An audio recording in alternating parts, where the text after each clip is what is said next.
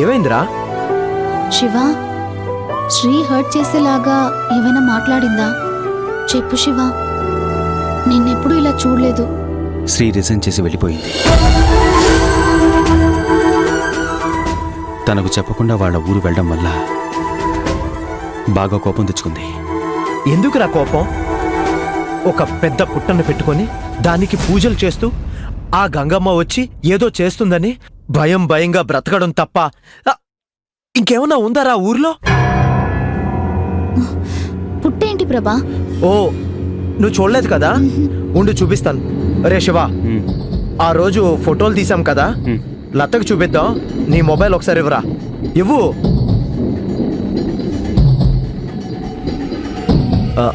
లత, ఇదిగో చూడు.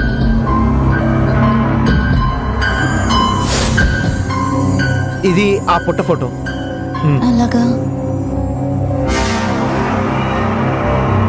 ఇదిగోరా.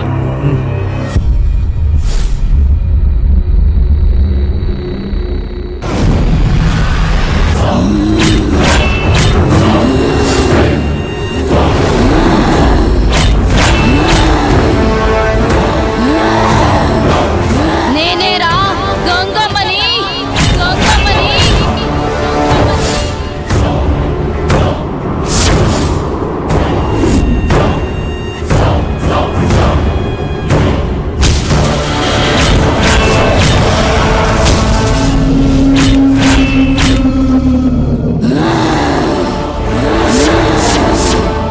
రే ప్రభా, ఇలా చూడు. ఏంట్రా, పుట్ట ఫోటోయే కదా ఇది? రే, ఇలా ఇవ్వరా. కాదురా, ఎవరో ఒక అమ్మాయి కనిపించి నేనే గంగమ్మని చెప్పిందిరా. ఓ లత, వీడికి మతిపోయింది. శ్రీదేవి ఊరికి వెళ్తానన్నందుకే వీడి ఇలా అయిపోతే ఎలా? అరే లేదురా, నమ్మరా, ఇప్పుడే చూశాను.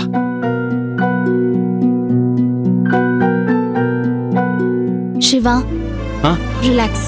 ఎలాగైనా శ్రీదేవి ఊరికెళ్లకుండా నేను చూసుకుంటాను, సరేనా? నిజంగానా? తప్పకుండా ఆపుతావు కదా? నిజం చెప్పు లత, ప్లీజ్ ప్లీజ్, ఏదో ఒక విధంగా శ్రీని వెళ్లకుండా ఆపు. Please please Latha, please. Okay okay Shiva, నేను చూసుకుంటాను. నిజంగానా? ఓ, thank you Latha, thank you. ఆపేయాలి.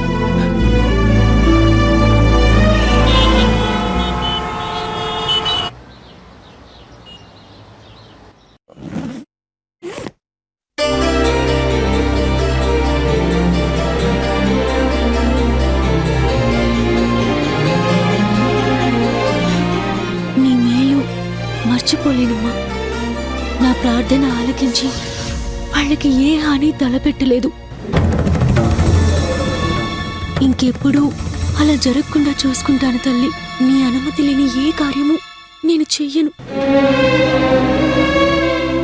అలాంటివి ఊహల్లో వచ్చినా తప్పి నన్ను క్షమించు.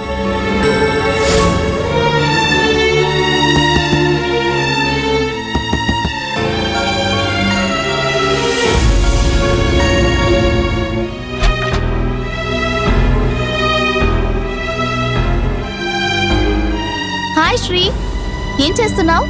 చాటింగా? జోక్గా నన్నులేవే, నీకంత సీన్ లేదుగా. Hostel room office, hostel room office, అంతేగా? ఏంటే, ఏం చేస్తున్నావు?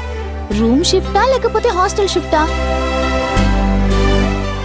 నువ్వు రిజైన్ చేసిన కంపెనీ నీలాంటి బ్రిలియన్స్ ని వదులుకోరు.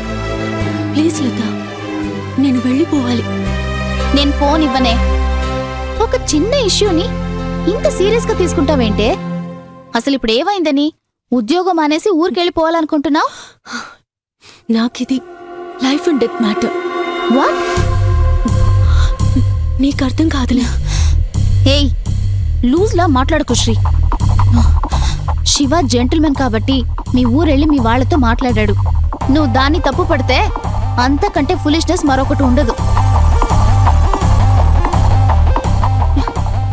మాది అందరిలాంటి ఊరు కాదని నీకు ముందే చెప్పాను కదా లత, అక్కడ వాళ్ళకి ఏదైనా జరుగుంటే హూస్ రెస్పాన్సిబుల్ ఫర్ దాట్?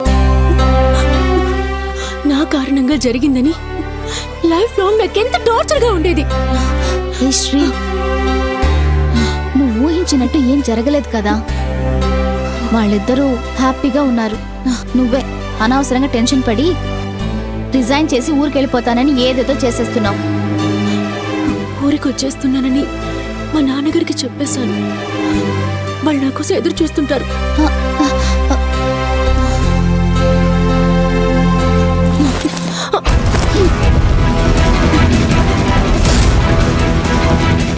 మళ్ళీ ఫోన్ చేసి రావట్లేదని చెప్పు. నిన్నేనే ఫోన్ చేసి చెప్పు. అది జరగని పని. ఎందుకు జరగదు? నీ ఫ్రెండ్గా నేను చెప్తున్నాను. నువ్వు ఊరికి వెళ్ళడం లేదు, జాబ్ కంటిన్యూ అవుతున్నావు. ప్లీజ్ లత, ఈ విషయంలో మాత్రం నేను నీ మాట వినను. నన్ను వదిలే. అంటే మన ఫ్రెండ్షిప్ కి నువ్వు ఇచ్చే విలువ ఇదేనా? ఇది స్నేహాలకు రక్త సంబంధాలకు అతీతమైనది. అందుకే నేనింతగా వేడుకుంటున్నాను. నా కారణంగా ఎవరు ఏ విధంగా నష్టపోవడం నేను భరించలేను. నువ్వు నమ్ముతున్న ఒక్క మూఢనమ్మకం కోసం స్నేహాన్ని, ప్రేమని, మంచి ఉద్యోగాన్ని, చెప్పాలంటే నీ జీవితాన్ని కాకుండా చేసుకుంటున్నావే శ్రీ. నీకు భయం మీద ఉన్న నమ్మకం స్నేహం మీద లేదు. నిన్ను నేను నా ప్రాణ స్నేహితురాలుగా భావించాను. నన్ను వదిలిపెట్టి వెళ్ళిపోవడానికి నీకు బాధగా అనిపించకపోవచ్చు, కానీ నీతో స్నేహాన్ని మర్చిపోగల కఠినమైన మనసు నాకు లేదే.